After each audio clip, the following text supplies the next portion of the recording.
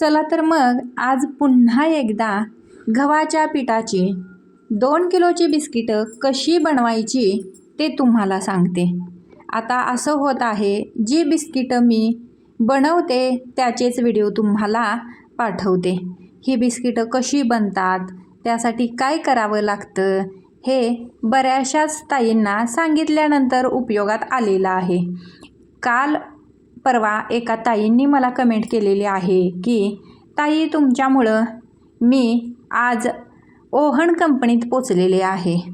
ती कमेंट वाचून ना खरंच भारी वाटलं, कारण आपल्यामुळे एखादी का असेना ताई आज या बिझनेसमध्ये पडण्याचा विचार करत आहे। अशा बऱ्याचशाच ताई आहेत, पण त्यांची कमेंट आलेली म्हणून मी त्यांच्याबद्दल बोलत आहे। खरंच त्या ताईंना मनापासून शुभेच्छा देते, कारण जसा माझा बिझनेस पुढे गेलेला आहे ना, तसाच त्यांचाही बिझनेस पुढे जाऊ दे।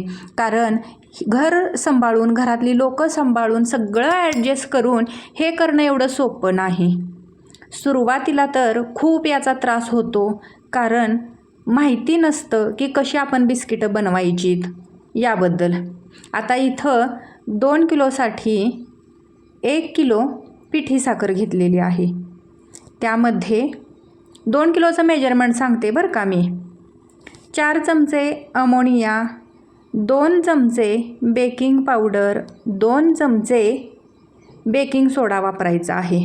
याचं ग्रॅममध्ये जर वजन केलं आपण तर 20 ग्रॅम अमोनिया पावडर आणि 10 ग्रॅम बेकिंग सोडा आणि बेकिंग पावडर।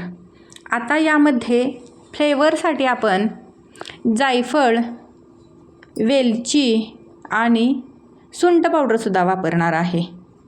हे न वापरता आपण यामध्ये व्हॅनिला इसेन्स, मँगो फ्लेवर तर एकदम भारी लागतो। व्हॅनिला इसेन्सपेक्षा ना मँगो फ्लेवर गव्हाच्या पिठामध्ये खूप भारी लागतो, तो वापरला तरीसुद्धा चालतं।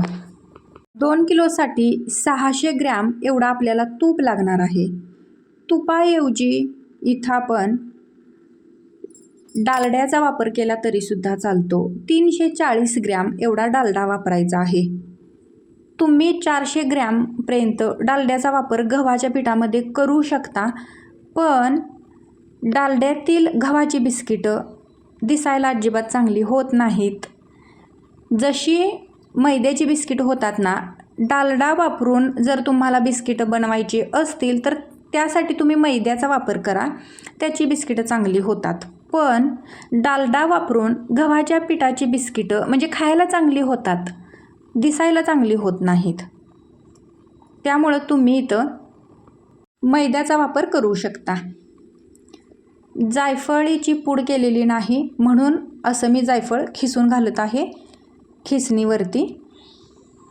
पूर्ण 1 जायफळ घ्यायचं आहे 2 किलोसाठी। 1 किलोसाठी अर्ध जायफळ। आता याचं प्रमाण स्वतःच्या इच्छेनुसार कमी जास्त करू शकतो। समजा एखाद्याला जायफळ आवडतच नाही, नाही घातलं तरी चालतं। वेलची आवडत नाही, नाही घातलं तरी चालतं।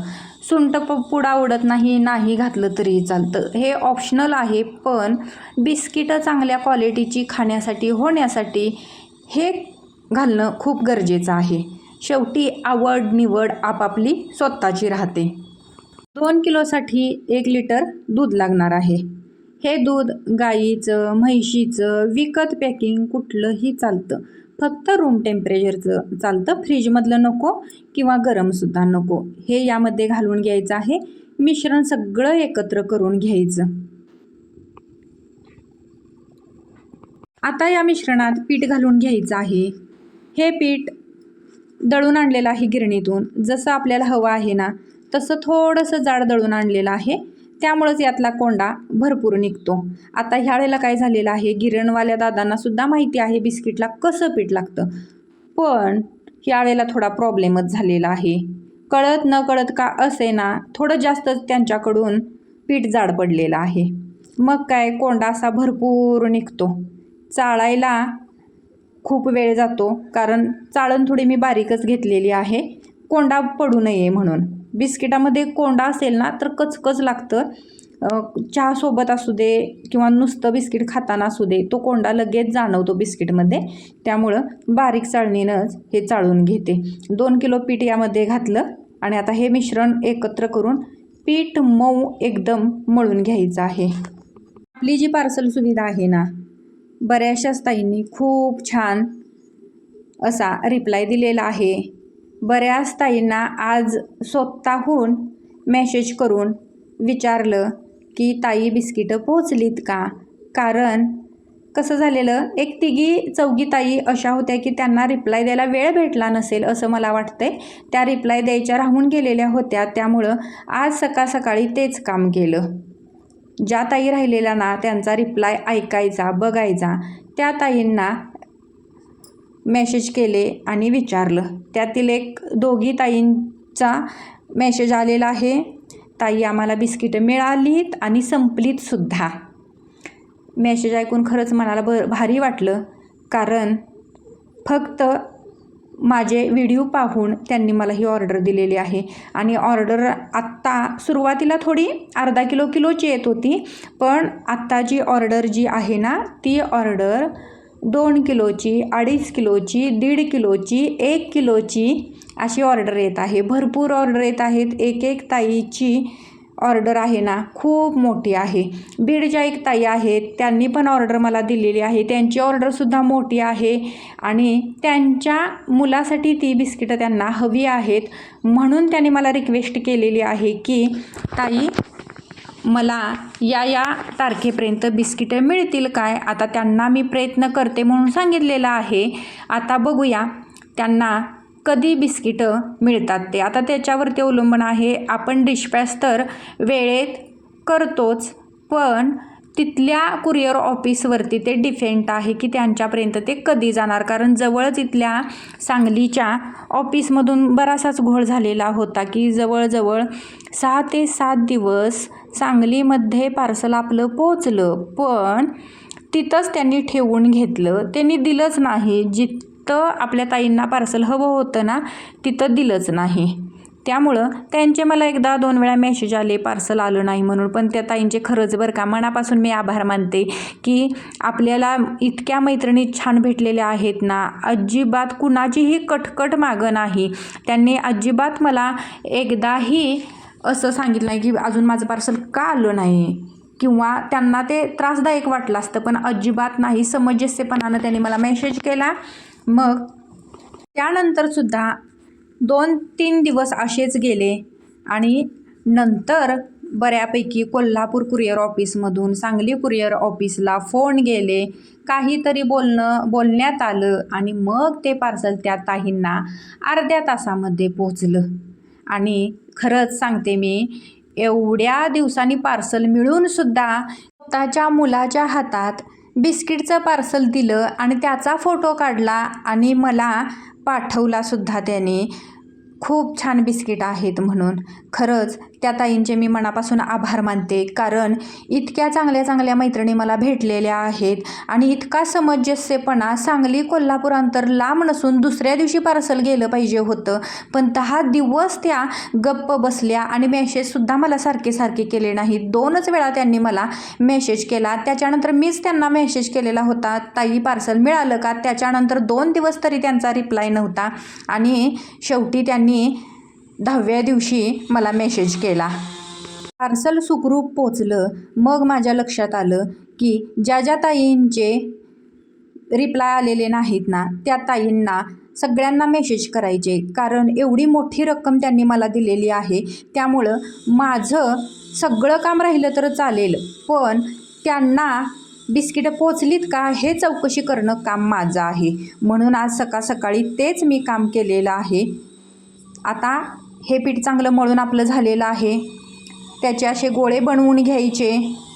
तीळ लावू शकता, नाही लावले तरीसुद्धा चालतं. ड्रायफ्रूट लावू शकता, नाही लावलं तरीसुद्धा चालतं. घराच्या पलीकडं फरशी बसवण्याचं काम सुरू आहे. त्याचाच आवाज तुम्हाला येत असेल बघा. आता पर्याय नाही. काम सुरू आहे, ते काम थांबवू शकत नाही किंवा माझंही काम मी थांबवू शकत नाही. असं बऱ्याच वेळेला झालेलं आहे बघा. बाहेरचा आवाजसुद्धा मोबाईलमध्ये आलेला आहे. तुमच्यासोबत ना एक गोष्ट शेअर करायची आहे. बऱ्याचशाच ताई मला सांगत होते की ही बिस्किट बनवा, ती बिस्किट बनवा, आम्हाला ह्याची रेसिपी दाखवा, त्याची रेसिपी दाखवा.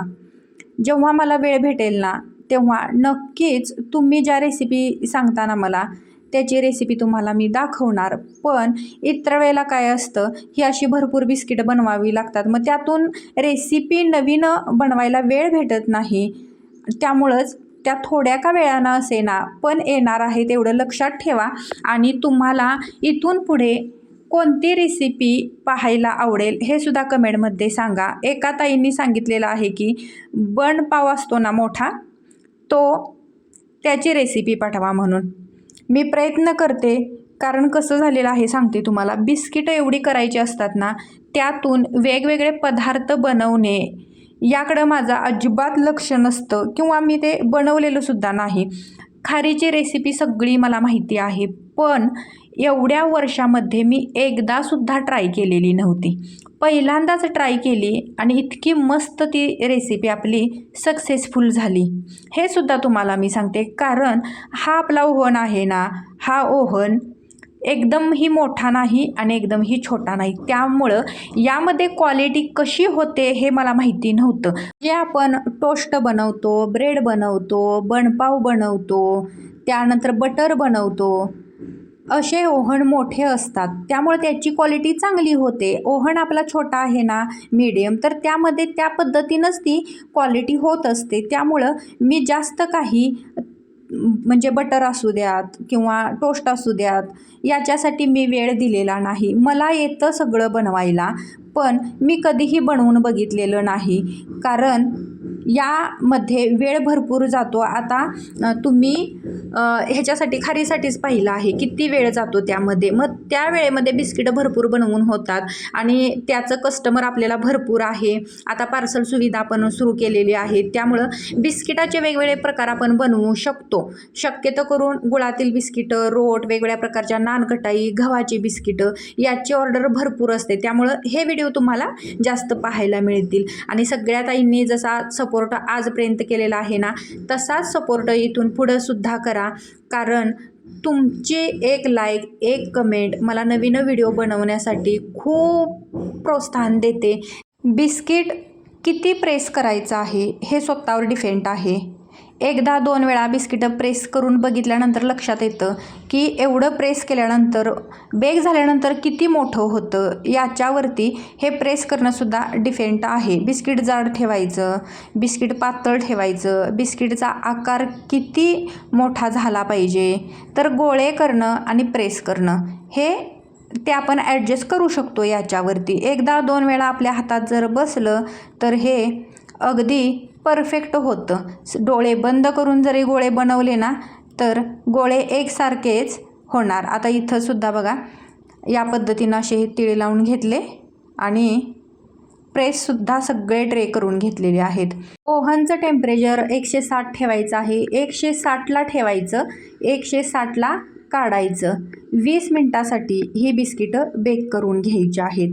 अगदी खुसखुशीत, खमंग भाजणीची आणि पौष्टिक बिस्किटं आपली तयार होतात. आणि हे बघा, पहिली बॅच आपली तयार झालेली आहे, दुसरी बॅच अजून तयार करायची आहे, पीठ शिल्लक आहे बघा. आणि हे अशी बघा थंड झाल्यानंतर स्वतःहून बिस्किटं ही जरा जरी ट्रे हलवला ना बिस्किटं निघतात. याला अजिबात चिटकून बसत नाही, तेल लावण्याची गरज नाही.